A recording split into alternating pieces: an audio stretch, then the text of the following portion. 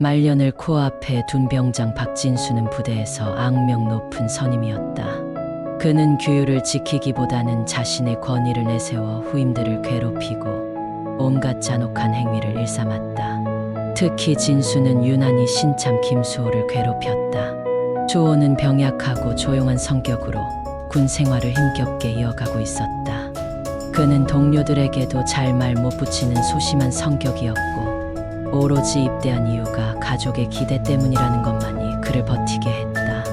하지만 진수는 그가 어떻게 생각하고 있는지 전혀 상관하지 않았다. 수호의 어리고 순박한 모습이 오히려 진수의 비웃음거리가 되었고 그의 눈에 들어온 수호는 좋은 놀이감에 불과했다. 진수는 수호가 기진맥진해도 계속해서 괴롭혔다.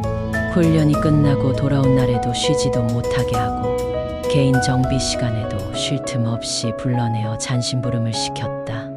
그렇게 주말이 되어야 겨우 쉴 법한 시간이 돌아와도 수호는 진수의 폭언과 괴롭힘에 시달리느라 제대로 쉴 수가 없었다. 진수는 한층 더 심한 언행을 이어갔다. 한밤중에 수호의 잠을 깨워 그에게 화장실 청소를 강제로 시키고 수호가 지쳐 쓰러질 때까지 일부러 훈련을 반복시키는 날이 많았다. 그리고 다른 후임들 앞에서 조롱하듯이 수호에게 소리치곤 했다. 내가 이따위로 약해 빠진 주제의 군인이라고 할 수 있겠어. 여기선 쓸모없는 애들은 나가야 해. 너 같은 애들은 뭐다? 짐짝이다. 수호는 그런 모욕을 참으며 지내려 했지만 진수의 잔혹한 괴롭힘은 점점 더 심해졌다. 그의 몸과 마음은 점차 망가져갔다. 밤이면 혼자 남겨진 내무실에서 눈물을 삼키며 고통을 견뎌내고 주변에 도움을 청하고 싶었지만 아무에게도 속내를 털어놓지 못했다. 진수의 괴롭힘은 그저 혼자 감당해야 하는 현실이 되어갔다. 어느 날은 그가 훈련 중 쓰러졌음에도 진수는 그를 일으켜 세우며 비웃었다. 쓰러질 거면 애초에 집에서 나약하게 지내지 뭐하러 군대에 왔어? 진수의 잔인한 말은 마치 칼처럼 그의 마음을 찔렀다. 수호는 더 이상 스스로를 버티게 할 힘이 없다고 느꼈다. 그날 밤 그는 자신의 물건을 정리한 후 아무도 모르게 외진 훈련장으로 발걸음을 옮겼다. 그곳에서 홀로 자신만의 결말을 준비한 수호는 그 차가운 공기를 마시며 마지막 숨을 내쉬었다. 다음 날 아침 수호의 시신이 발견되었다. 그의 자살 소식은 부대에 큰 파장을 일으켰다. 모든 병사들은 충격에 빠졌고 지휘부에서도 사건의 원인을 찾기 위해 조사에 나섰다. 하지만 진수는 사건과 아무런 관계가 없는 척 묵묵히 침묵을 지켰다. 수호의 죽음으로 모두가 슬퍼하고 괴로워할 때 진수는 내심 안도하고 있었다. 그가 입 밖으로 말하지 않았지만 수호 같은 병사가 눈에 거슬렸고 그가 더 이상 부대에 없다는 사실이 오히려 편하게 느껴졌다. 시간이 흘러 사건은 서서히 잊혀가는 듯 보였고 부대는 평소와 같은 일상을 되찾는 듯했다. 그러나 그날 이후 진수의 주위에서는 이상한 일이 벌어지기 시작했다. 그날 밤 진수는 평소처럼 늦게까지 부대 동료들과 시간을 보내고 막사로 돌아와 잠을 청했다. 그러나 깊은 새벽 그가 막 잠에 빠져들 무렵 누군가 그의 침상 주위를 서성이는 기척이 느껴졌다.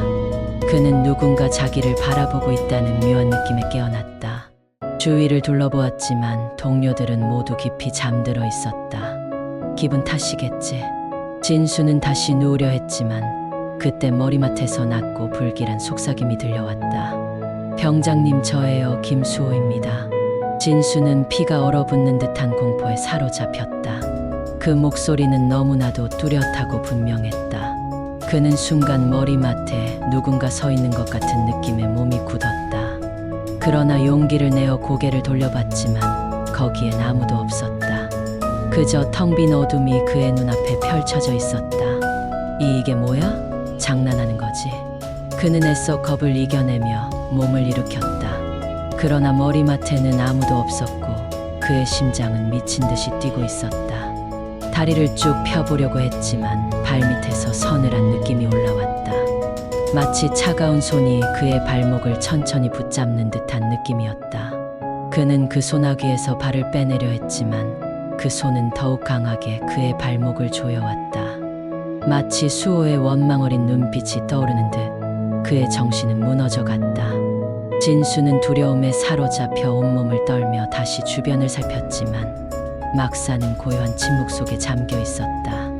그는 그날 밤부터 매일 밤마다 기이한 현상에 시달렸다. 첫째 날엔 발목을 붙잡던 서늘한 손, 둘째 날엔 그의 귀에 속삭이는 수호의 목소리. 날이 갈수록 그의 정신은 점점 불안정해졌고 얼굴은 초췌해졌다. 몇몇 동료들이 진수의 변화를 눈치채고 걱정했지만 그에게 말을 걸어도 진수는 그저 멍하니 허공을 바라볼 뿐이었다. 며칠이 지나 그는 깊은 공포에 사로잡혀 한순간도 편히 잠들 수 없었다. 매일 밤 수호의 목소리가 들려오며 그를 깨우기 일쑤였고 그의 침상 주위를 서성이는 기척은 사라지지 않았다. 진수는 점점 잠에 들지 못해 얼굴이 창백해졌고 동료들은 그가 무언가에 홀린 듯 이상하다고 소문을 내기 시작했다. 어느 날 밤 그는 너무나 지쳐서 나도 모르게 잠들고 말았다. 그리고 다시 그는 깊은 잠 속에서 기이한 기운에 휩싸였다. 그가 머리맡에서 느낀 것은 차가운 기운과 함께 천천히 다가오는 발걸음 소리였다. 그는 몸을 돌려 주위를 둘러보았지만 막사는 어둠 속에 잠겨 있었다. 그 순간 그의 눈앞에서 서서히 형체가 나타났다. 그것은 피로 물든 군복을 입고 머리가 헝클어진 채 하얀 얼굴을 드러낸 김수호였다. 주호는 텅 빈 눈으로 그를 똑바로 바라보고 있었다. 그의 얼굴은 분노와 슬픔이 뒤섞인 채 흉하게 일그러져 있었고 그의 눈은 허공을 응시하며 차가운 미소를 띠고 있었다. 진수는 두려움에 사로잡혀 아무 말도 할 수 없었다. 주호는 천천히 그의 앞으로 다가오더니 낮고 서늘한 목소리로 속삭였다. 병장님, 왜 저를 그렇게 괴롭혔나요? 진수는 그 말에 온몸이 굳어버렸다. 그는 두려움에 차서 도망치려 했지만 몸이 말을 듣지 않았다. 주호의 손은 얼음처럼 차갑고 강력하게 그의 어깨를 움켜잡았다. 진수는 눈을 감고 비명을 지르려 했지만 목에서 소리가 나오지 않았다. 그는 숨을 쉴 수 없을 만큼 강하게 목이 조여오는 느낌을 받았다. 이제 병장님도 제가 느꼈던 고통을 느껴봐야 해요.